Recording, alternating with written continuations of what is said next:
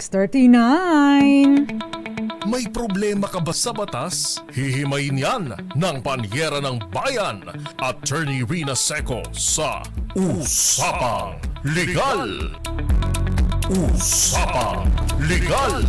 Magandang gabi Pilipinas, ito pang programa ang Usapang Legal kasama ang Panyera ng Bayan, Attorney Rina Seco para sa DZRH, una sa Pilipinas, una sa Pilipino. Usapang Legal.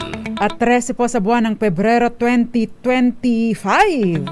Bukas ay Valentine's Day para sa mga nagse-celebrate ng Valentine's Day. At para po sa mga bibili ng flowers, please, tangkilikin po natin ang mula sa ating mga local farmers or local flower producers para naman po kumita ang ating mga kababayan at hindi yung mga galing China ang ating pinamimigay o yung mga imported ang ating pinamimigay sa ating mga pagbibigyan tomorrow. Usapang Legal. Anyway, hindi na po ako masyadong magdidwell dun sa Valentine's Day. Total, hindi naman ako nagse-celebrate.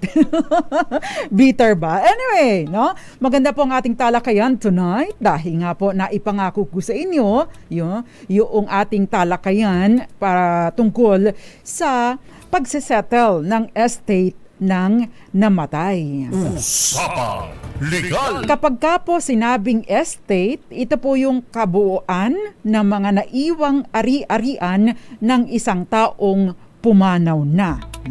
Pwede siya ay single, pwede siya ay may asawa, regardless kung ano ang kanyang status sa buhay. Pero mahalaga po yung status niya nung time of death, para malaman kung sino ang kanyang mga tinatawag na compulsory heirs o mga legal na mga tagapagmana. Usapang Legal. Mahalaga din pong malaman kung saan siya namatay dahil yun pong lugar ng kamatayan ay nagmamatter para po sa pagpa-file ng settlement of estate.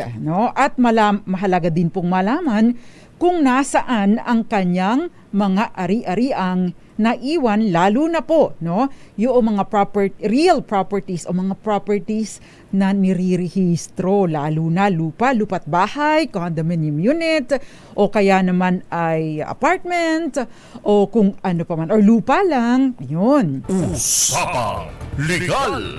Kapag ka po sinabi nating settlement ng estate, ibig pong sabihin, pag-aayos po ng mga ari-arian ng namatay. Una, nag-uumpisa po ito sa pagkuha ng death certificate mula sa Philippine Statistics Authority. Nang namatay po ang nanay ko, inabot po ng 2 buwan bago kami makakuha ng death certificate mula sa Philippine Statistics Authority. Kasi po, ito pong death certificate ay syempre nag-uumpisa po ito ni-issue either ng ospital, kung halimbawa po sa ospital namatay, o kaya po ng inyong local municipal health officer, ng doktor sa inyong lugar, kung halimbawa po sa bahay namatay, pagkatapos po ay i-report po ito,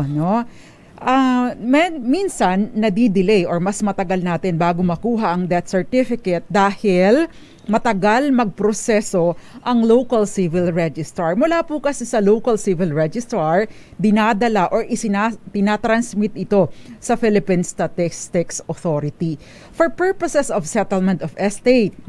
Yung pag-aasikaso ng naiwang ari-arian ng namatay, kailangan po ay authenticated. Anong ibig sabihin nito? Official, galing sa Philippine Statistics Authority o dati nating kilala bilang National Statistics Office. Usapang Legal. Ayan, so yan po ang tatalakayin or tinatalakay natin tonight. Kaya po yung may mga mana pa dyan, pwedeng mula pa ka na lolo at lola o kaya kapareho ng isa nating texter or nagpadala ng mensahe na mula po sa kanununuan pa namin.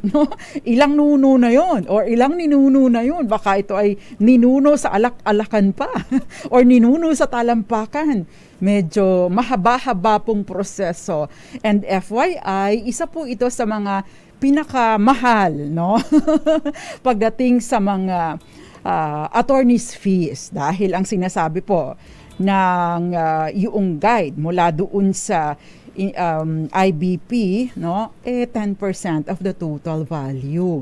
Kapag ka po nag-engage kayo ng abogado, although, no, dahil po sa ating talakayan ngayon ay bibigyan ko naman kayo ng tips, no, maari po kayong makatipid at maari po kung sakasakali ay mailimit na lang ang role ng abogado sa pagsettle ng inyong estate. That way, mura-mura ang magagastos po ninyo. Usapang Legal!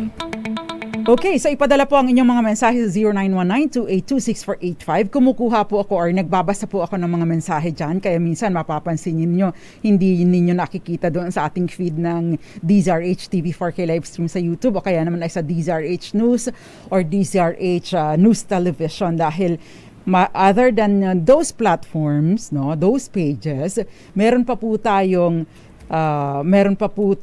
messenger, no, doon sa aking personal page, kumukuha po ako doon, and at the same time doon sa ating text jack na 24/7 naka-on po dito sa atin sa DZRH. Usapang Legal! Bago po ako magpatuloy, ay happy birthday muna. Magsisip-sip muna ako sa aming boss. Bukas ay birthday ng mga Valentino. So, Val Gonzales, kay Attorney Rudolph Steve Hularbal, Attorney Reg, birthday din po bukas. Si Andel Toballas, magandang gabi and happy birthday din sa iyo bukas. Advance happy birthday din sa iyo Miss Malu Cabral. At yung iba pang nagsa-celebrate ng kaarawan, happy birthday po sa inyo. Usapang Legal! Ayan, magandang gabi sa iyo. Eduardo Narvaez, Tita Ami Miraflor Garcia, Jerry Sumageysay, Jericho Ferrer, Teng Duque, magandang gabi sa iyo. At syempre pa Brian Peña Cruz, magandang gabi po sa inyo. Mierna de la Cruz, Joselito Manaligod, at magandang gabi sa iyo. Judith Peligro Espanola, Grace Recta Gael Enrique, sabi niya sahod na lang na aabangan bukas. Wala namang ka-date at least tipid. Pwede mo namang i-date ang sarili mo, di ba Gael? Ed Morgia at syempre magandang gabi sa iyo James de la Peña Tegui at Jason Yu, William Gregorio at Gael Enriquez, syempre si Eva Taboy, magandang gabi po sa inyo. At yung mga iba pang nanunood sa atin mula sa iba't ibang panig ng mundo, good morning, good afternoon, good evening, and good night. Feel free to share our discussion tonight. Pwede din po kayo magpadala ng inyong mga mensahe or bilang comment sa ating discussion. Eduardo Narvaez, Tita Ami Miraflor Garcia, magandang gabi po sa inyo. Gayon din sa iyo, Kenneth Arevalo, Angelo Redaha, at Ronald De Torres, Jerry Sumageysay, Babes Vasquez, magandang gabi sa iyo Ninang Babes, Edgar Esteves, at si Joseph Abalos, Jason Abolencia, Roxanne Costa, Jericho Ferrer, at syempre pa Sans Pertes, Tita Ami Miraflor Garcia, Charlie Saking, at si Amon Biton, Jason Avalos, and Mami Belen Rivera, Rico Bagisi, abay nakakatuwa, ang dami niyong messages. Alan Evaristo at June Dasun Agalot, magandang gabi po sa inyo. Iton Bulalayaw, at happy birthday po Maria Fidela Alindogan mula kay Iton Bulalayaw. Usapang Legal! Si Ador Cortez, Amando Maghirang at Marcelo M. Gayon din sa iyo, Dante Bardalosa, magandang gabi po sa inyong lahat. Usapang Legal! At syempre pa magandang gabi sa iyo, Miss Karen. Magandang gabi sa iyo. Ayan, so pagpatuloy po natin ang ating talakayan. By the way, kahapon or nung isang araw, merong question tumatak yung sa utak ko yung question ni Valentino Milena Poncia patungkol doon sa hindi binabayaran ng DPWH ang portion ng property gayong gagamitin para sa road widening, road expansion, diversion road o kung ano paman. Mamaya po, ipapaliwanag ko kung bakit may pagkakataon na hindi nababayaran or hindi babayaran ng DPWH ang kabuuan ng lupa na gagamitin for public use. Makinig! Usapang Legal. Ayan. So, ipagpatuloy na po natin. Unang-una, kailangan po ninyo ang death certificate mula sa Philippine Statistics Authority. Kukuha na din po kayo, maglista na. Kukuha na din po kayo ng Estate TIN, Tax Identification Number. Hindi po ito yung TIN na meron yung taong namatay nung siya ay nabubuhay pa. Separate po ito. Ito ay one-time TIN, one-time tax identification number, specifically devoted para po sa estate tax or settlement ng estate ng namatay. Usapang Legal. Sunod na ihahanda S ay yung TIN or tax identification number ng lahat ng mga tagapagmana. Ilistan nyo na po lahat ng mga tagapagmana para hindi po ninyo ma-miss ang kung sino man or wala kayong makaligtaan. Maliban pa sa tax identification number ng mga tagapagmana, kuha na po kayo ng kopya ng tax declaration mula po sa municipal or city assessor's office.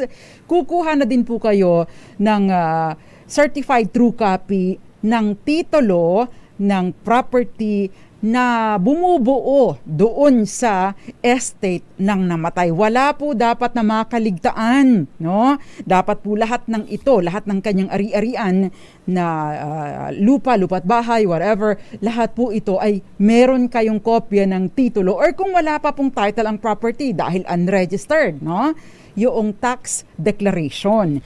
Para po sa mga namatay noon pa, kukuha po tayo ng tax declaration na applicable doon sa time kung kailan siya namatay. So kung 2020 siya namatay, tax dec for 2020. Why? Nagmamatter po ito kasi yun ang basihan ng presyo or halaga ng estate ng namatay. Usapang Mas mura po yun because yun po ang magiging batayan. Syempre kung magsisettle kayo ngayon, 2025, malamang sa malamang, mas mahal na or mas malaki na ang value ng property ninyo. Usapang Legal. Magandang gabi din sa iyo, Maricor Angeles at Dominador Abad. Ganyan din Ivy Gutierrez dyan sa Tayug, Pangasinan. At yung iba pang mga nanunood, nakikinig sa atin tonight. Aunt May, namiss kita. Magandang gabi sa iyo.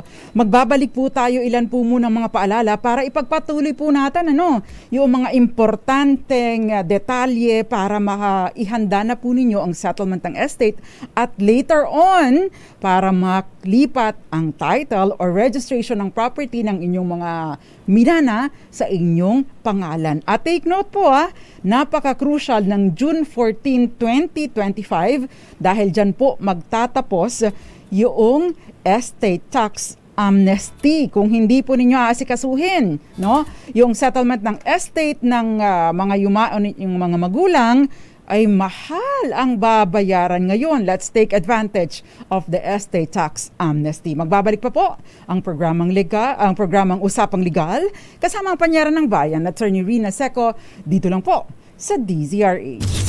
Kayo'y nakikinig sa Usapang Legal kasama si Attorney Rina Seco.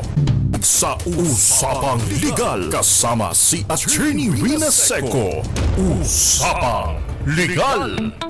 Nagbabalik po ang Usapang Legal kasama ang Panyera ng Bayan, Attorney Rina Seco. Tinatalakay po natin kung paano maililipat sa tagapagmana ang lupa ng namatay na magulang o kung hindi man magulang, kapatid, Assuming na kayo ay tagapagmana ng inyong kapatid, Ito pa ay nangyayari kung yung kapatid ninyong namatay ay una, wala siyang asawa at wala din siyang anak, Pero kung may asawa po, wala namang anak, no? Pwede pong mangyari na ikaw, kapatid, maging tagapagmana. Bakit? No?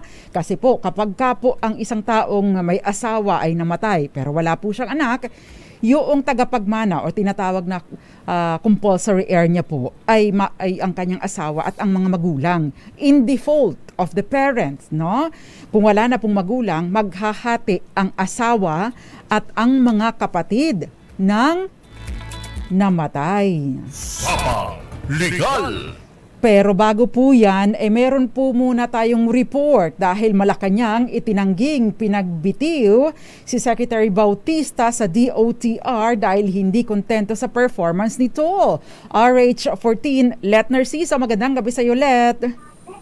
Good evening, Attorney. Walang ibang dahilan sa pagbibitiw ni Transportation Secretary Jaime Bautista kundi isyong pangkalusugan. Sa isang ambush interview, sinabi ni Executive Secretary Lucas Bersamin na nagsabi si Bautista kay Pangulong Ferdinand Marcos Jr. na kailangan niyang magpahinga. Ayon kay Bersamin, maunawain ang Pangulo pagdating sa kalusugan ng mga miyembro ng kanyang gabinete. Narito, pakinggan natin si Executive Secretary Bersamin. The President and Secretary Bautista talked at length about the situation of Secretary Bautista. There is no other consideration there except to allow Secretary Bautista to have more health.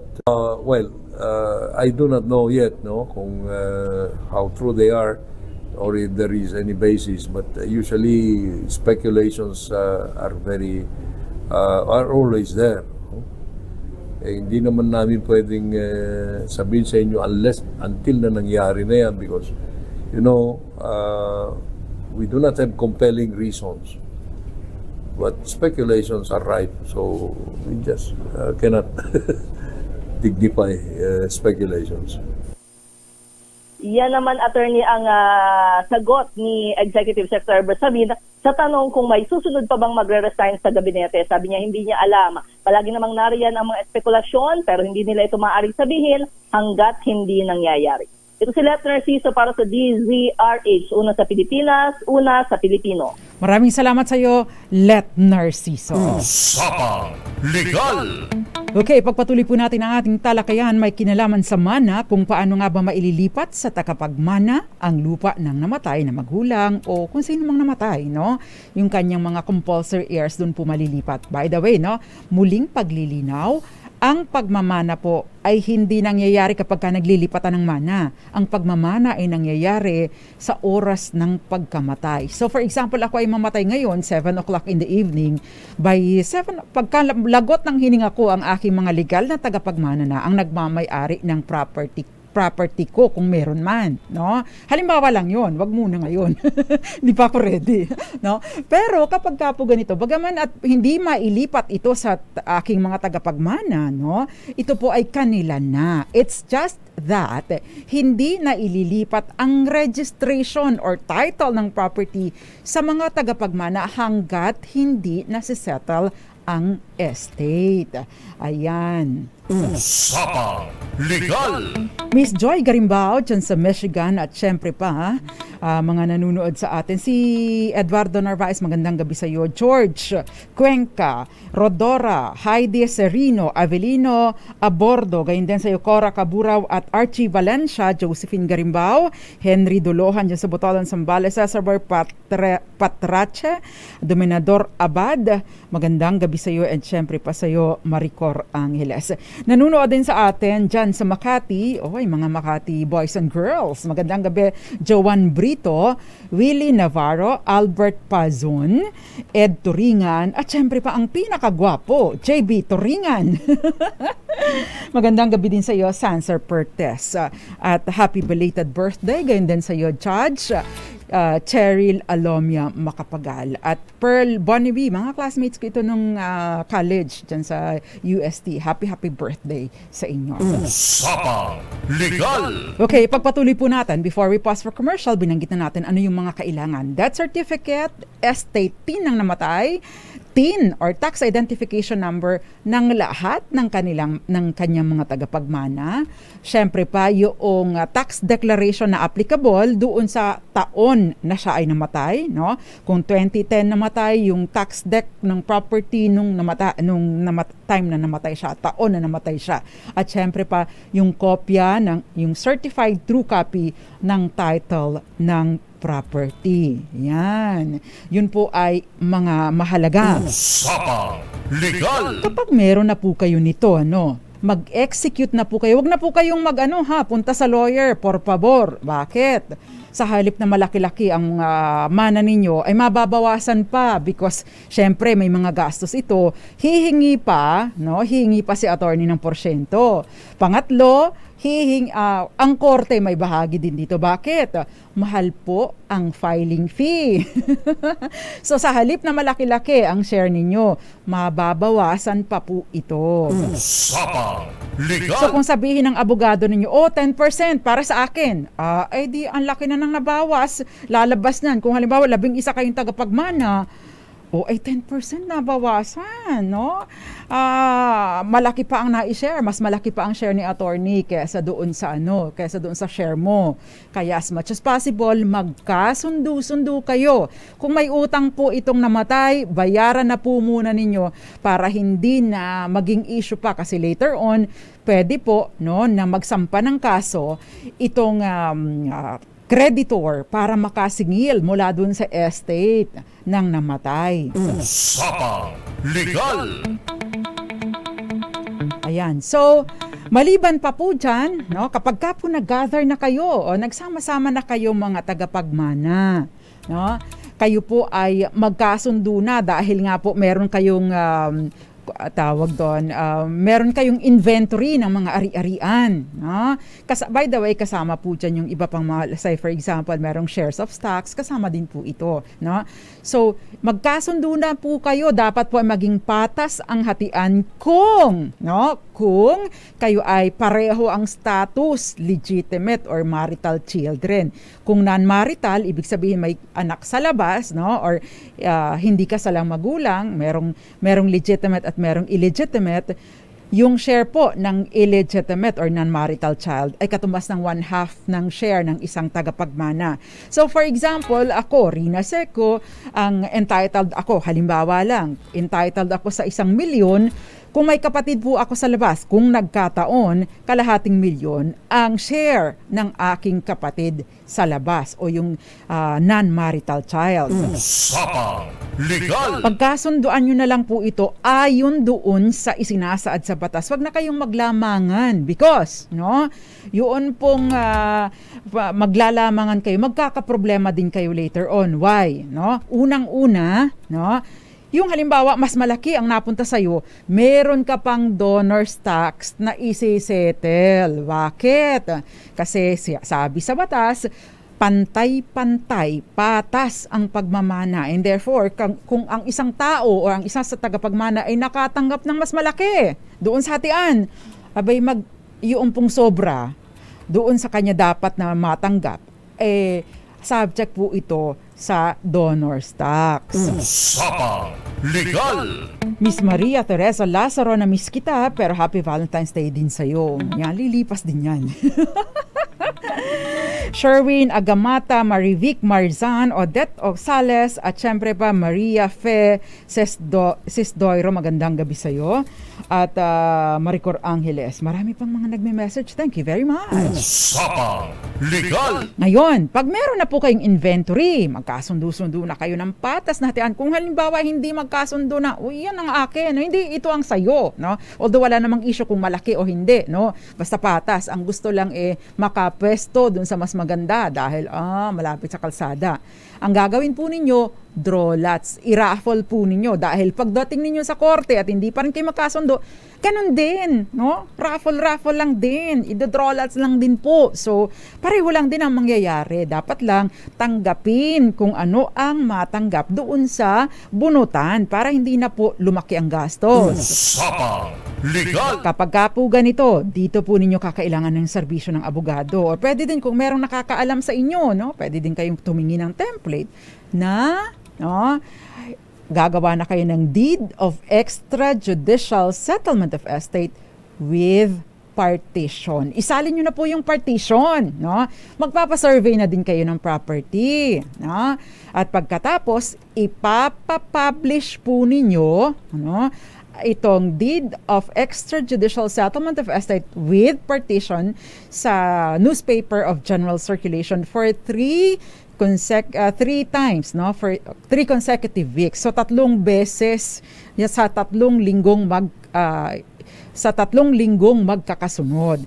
Pagkatapos na ma-publish ito, i-issuehan po kayo ng publisher ng affidavit of publication. Yun pang affidavit of publication, yun ay gagamitin po ninyo, no? Doon po saan, hindi pa sa BIR ito, sa Register of Deeds kapag ka po kayo ay magpaparehistro niya sa inyong pangalan. Usapang Legal! With all of these things, no, including your settlement of extrajudicial settlement of estate, pupunta po kayo sa BIR, no? Para saan, no? I-assess po 'yan. Meron pong form na i-fill out. Take advantage. Unang-una, no? Meron pong tinatawag na standard deduction, 5 milyon. No, hindi kailangan ng resibo, automatic, i-avail po ninyo ito. May mga pagkakataon po, yung taga BIR hindi sinasali ito. Bakit? Kasi gustong makalaki ng singil, no? Syempre may quota po sila, so nakakalimutan, no? So i-insist po ninyo 5 milyon standard deduction, halagang 10 milyon kung 10 milyon ang halaga ng family home.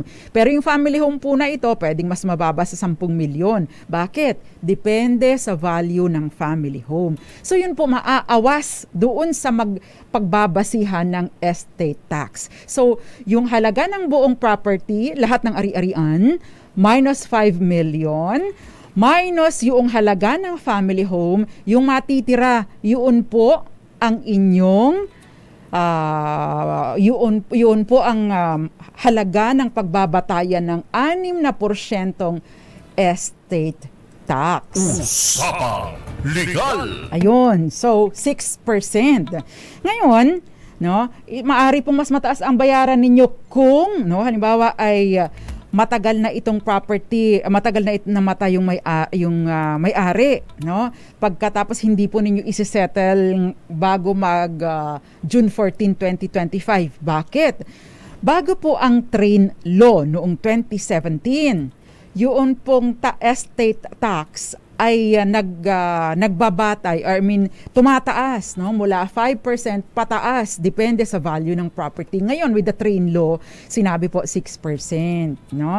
Kung tapos maa-avail po ninyo ito kung isi-settle ninyo bago matapos ang June 14, 2025. Usapang Legal! So wala na pong anong tawag doon? Wala na pong babayaran na penalties and interest and surcharges basta't isettle before June 14, 2025.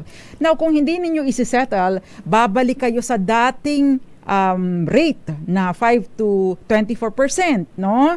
At ang mangyayari dyan, may mga pataw na interest pa. At hindi po tayo nakatitiyak na magkakaroon ng extension nito dahil ilang beses na rin po itong na-extend. Usapang Legal! Pasensya na po kayo. Alam ko may mga questions pero hindi ko po masasagot dahil itutuloy-tuloy ko kung paanong ihahanda ninyo, no?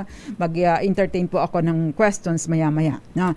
So, kung meron na po kayong extrajudicial settlement of estate, by the way, may tinatatak po ang BIR dito sa dorsal, ano? Pagtapos na-submit na po ninyo, i-issue kayo ng CAR or e-CAR, Electronic Certificate Authorizing Registration, kapag ka po nabayaran na ninyo ang estate tax. May 1.5% na documentary stamp tax batay doon sa taxable estate. Now, dapat din po makakuha kayo ng tax clearance. Saan naman ito? No?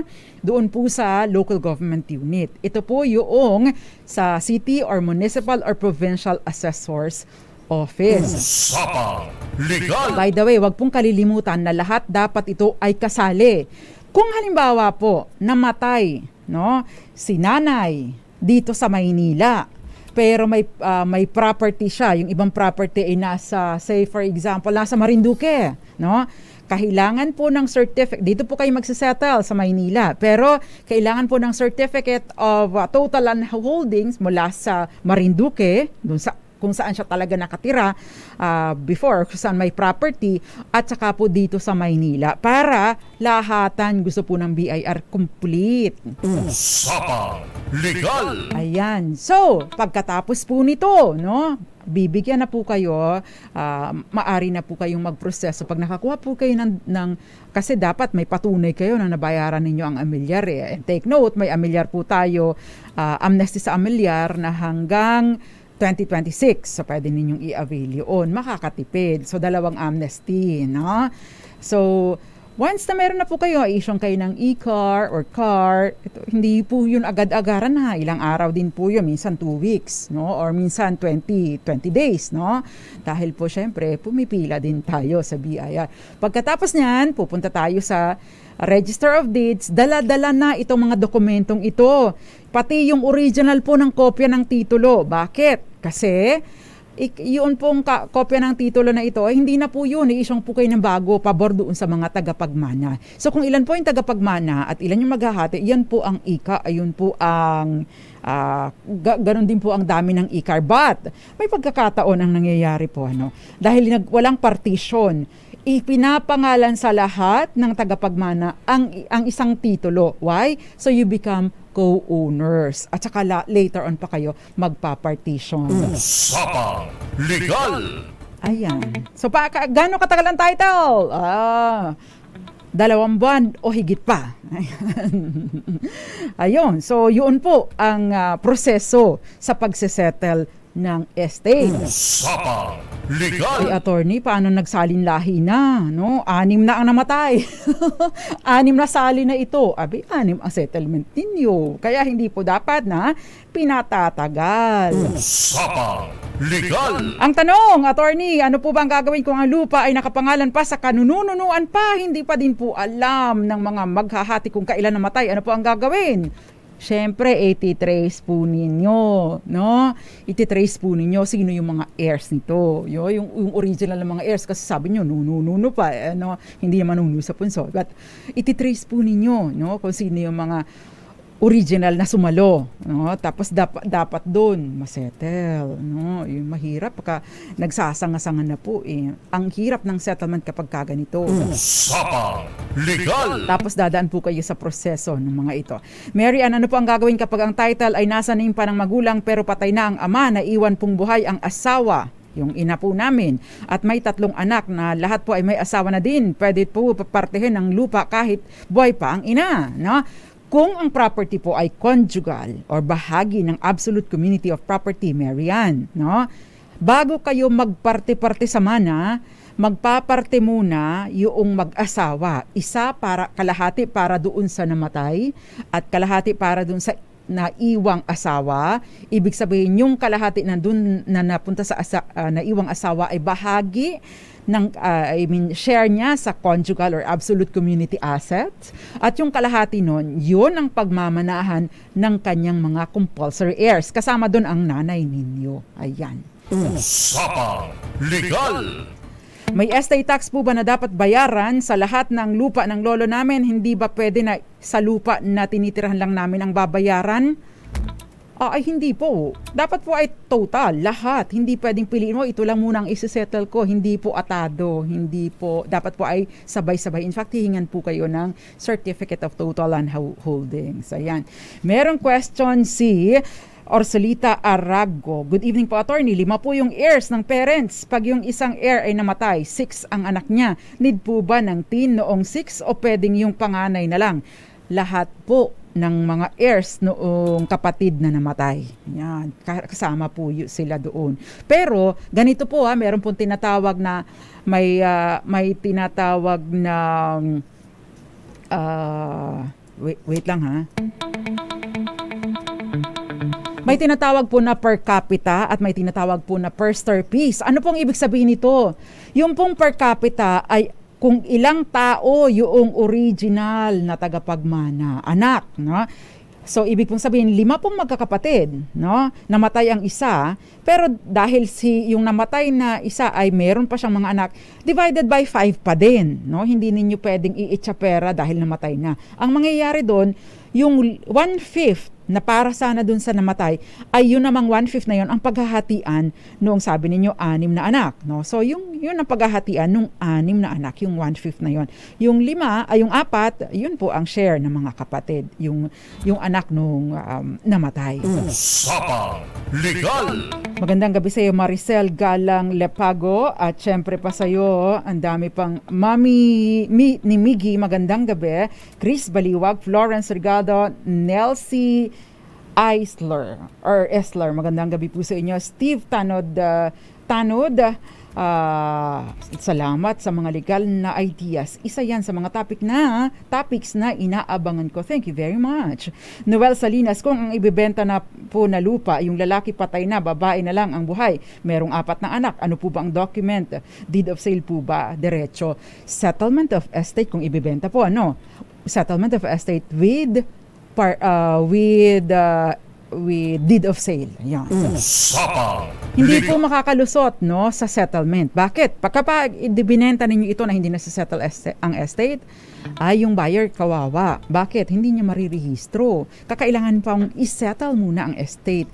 If I were you, isettle nyo na lang po muna ang estate. Tapos pag nasettle na, saka po ninyo ibenta. Or ikaw buyer, sabihin mo, oy, isettle nyo muna at saka ako bibilhin. Kasi mabigat naman para kay buyer yun. Maliban na lamang kung ikakarga ito doon sa purchase price, hindi po ba? At the same time, para naman hindi ganun kabigatan na sabay-sabay. Usapang Legal! Nonilon Malapad, mabuhay daw. Ay, iba pala yung sinasabi niya. Magandang gabi po sa inyo, Lolita Magdura. Si Gael Enriquez ay nagpapadala ng mga questions. Pero paano po if halimbawa namatay si baby daddy, pero puro panganay, for to be exact, walang pinakasalan si daddy na 4 na mamis. Paano magiging hatian? Halimbawa, may property si daddy. Okay, kung may property si daddy, wala siyang asawa, meron siyang 4 na anak, wala na rin siyang magulang, edi patas ang paghahatian or patas ang hatian ng 4 niyang anak. Bagaman at parehong panganay ang lahat ng ito. Dahil wala namang legitimate children, magiging patas na din. Madidisregard na yung 1/2 of 50% of the share of legitimate. So, magiging patas na lang din po ang hatian. Usapang Legal! Pedro, magandang gabi sa iyo. At si Christy Bulandi, anong pong gagawin yung pong title nakalagay pa po sa land bank? Patay na po ang lolo at lola namin. What do you mean nakalagay? Ibig pong sabihin naka-mortgage.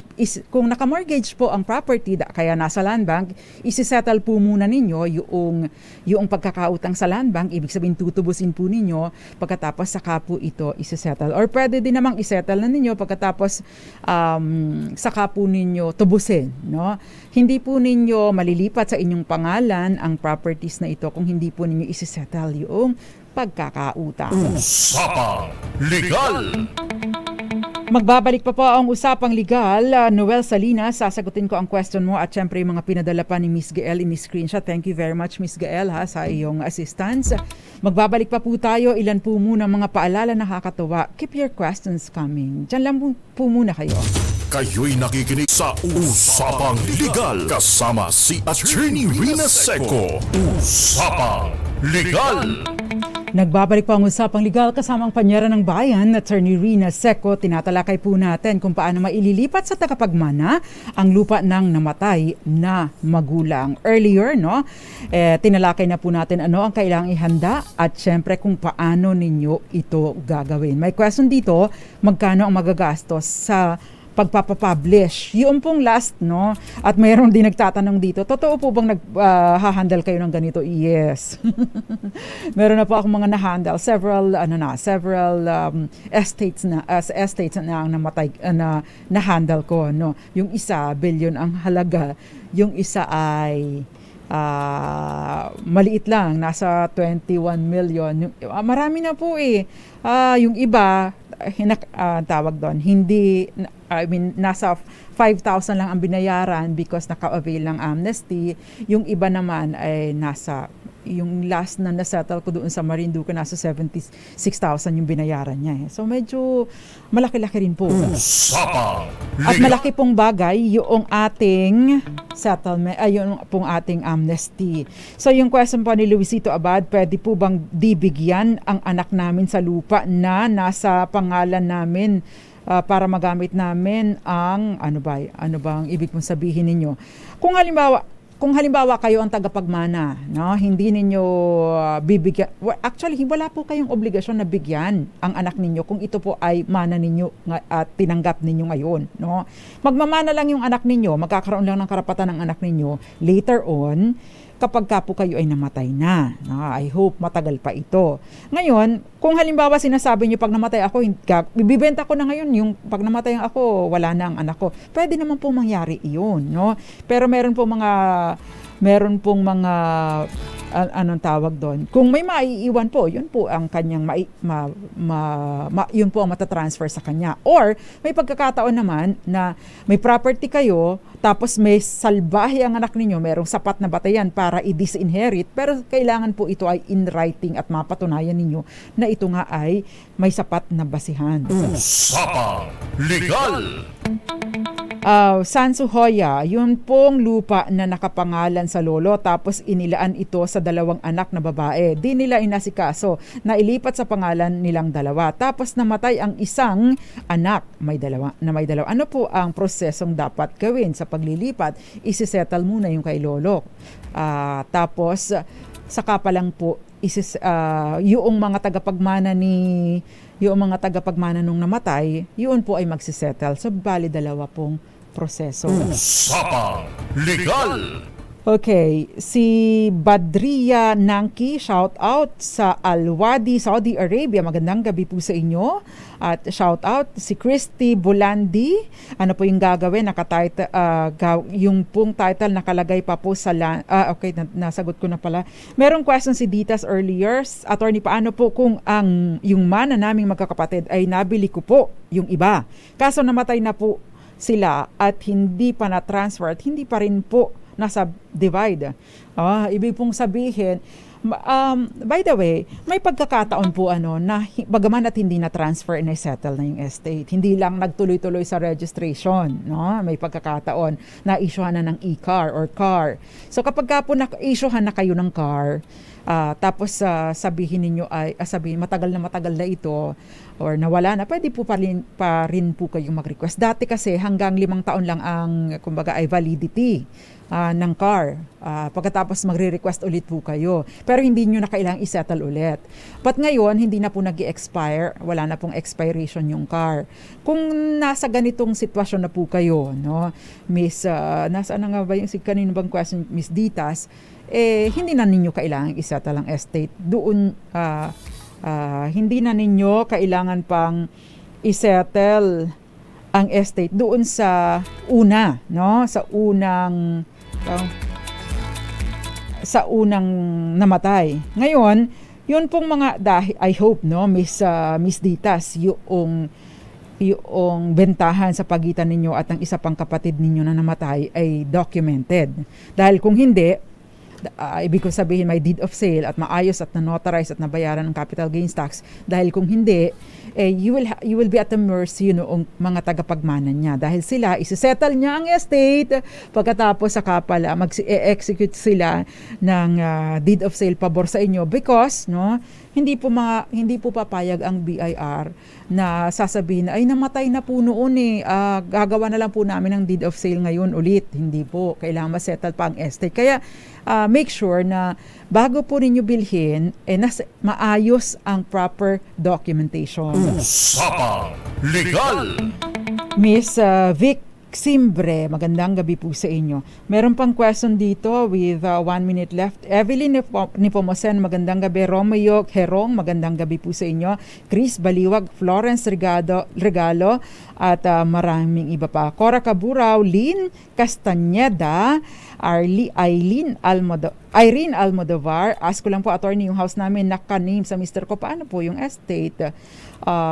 Kung nakanim, ito po ba ay exclusive? Mana po ba niya ito tinanggap during the marriage? Kasi kung exclusive, diretso na po kay settlement, no? Kung ito naman ay ito ay conjugal, maghahati muna kayo pagkatapos i-settle po yung estate. Ernest Aruta, magandang gabi sa iyo. Aldous Villamater, at maraming iba pa. Tita Ami Miraflor Garcia, Noel Salinas, kung ibebenta na po ang lupa, yung lalaki patay na, babae na lang po ang buhay. Meron po, nasasagot ko na ito. Magandang gabi sa iyo. Steve Tanod. Sino pa bang mga na-miss natin? Lolita Magdura at Isel Manalo. Gael Enriquez, yes. Ang bilis ng oras. So, pwede po ninyo akong i-message para sa inyong mga questions. Bagaman at medyo matagal po ako sumagot, pero iniisa-isa ko po ang inyong mga questions. Usapang Legal! Last na lang, pwede ba 1 minute lang pahingi ng tawad? Kasi ito yung kay Valentino Milena po, siya nakabili ng lupa under OC. Related ito doon. Nakabili ng lupa under OCT na po ang ng seller, nakuha na rin po agad ng TCT sa pangalan naming mag-asawa. Ang pinagtataka niya ngayon pong may part na nadaanan ng diversion road dahil sabi ng DPWH hindi nababayaran dahil may easement na po na nakakabit sa title. Clean title po kami, attorney. Bakit po ganito? Bagaman po, no, kailangan po kasing malinaw, no, para hindi tayo na-confuse, hindi tayo na-mislead, no? Kapag ka po ang binili ninyong property, no, ay originally doon sa original na nakapagpatitulo nito ay nakuha ang property sa pamamagitan ng grant, patent, residential free patent, CLOA o kung ano pa man, no? No, not CLOA. Maari ngayon sa CLOA dahil nga libre na po ito, no? Yung mga patent, homestead patent, agricultural free patent, o kaya naman residential free patent, kapag ang property po na na binili ninyo ay dito nag-originate, ibig sabihin originally grant ng gobyerno.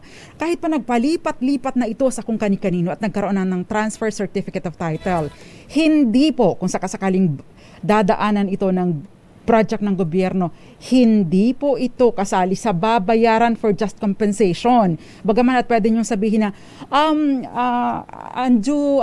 taking, illegal po ito dahil sabi sa Constitution, no person shall be deprived of his life, liberty, or property without due process of law or without just compensation. Ang sinasabi po sa Commonwealth Act 141, Section 112, take note, Section 112, yung right of way na 60 meters ang lapad na gagamitin for public highways or anumang property ng anumang proyekto ng gobyerno ay mananatiling nakakabit bilang obligasyon ng property kahit pa ibenta ito ng benepisyaryo at magpalipat-lipat kanino pa man kahit ito ay binili ninyo. Pwede po ninyong basahin itong kaso ng Republic of the Philippines represented by DPWH versus Alfore. This is a 2018 case. Pwede din po ninyong basahin itong NIA versus Court of Appeals. This is a 2000 case. So kaya po, no, ang babayaran lang ng gobyerno ay yung improvements doon sa property. Pero yung 60 meters, pwedeng mas malaki pa dahil lapad ang pinag-uusapan. So kung mas mahaba pa dito, hindi po yun babayaran ng gobyerno dahil libre itong nakuha ng original. Bagaman at ikaw, nagpalipat-lipat ng title sa iba't ibang tao, ikaw binili mo na ito sa tamang presyo, hindi ka pa rin mababayaran because sabi po sa batas, nananatili ang easement at ang right of way na ito ng gobyerno kahit pa ito ay magpalipat-lipat sa ibang tao. Section 112 ng ating Commonwealth Act 141, Public Land Act. Usapang Legal! Okay, magsama-sama po ulit tayo on Tuesday. Same time, same station, same channel, same social media platforms. Maraming salamat po sa lahat ng mga nakatutok tonight. Libo-libo ang nanonood sa atin. Thank you very much. Nakasama ko po sa kabilang side si Jeric Barreto. Ako po ang panyera ng bayan, Attorney Rina Seco, para sa DZRH. Una sa Pilipinas, una sa Pilipino. Sumay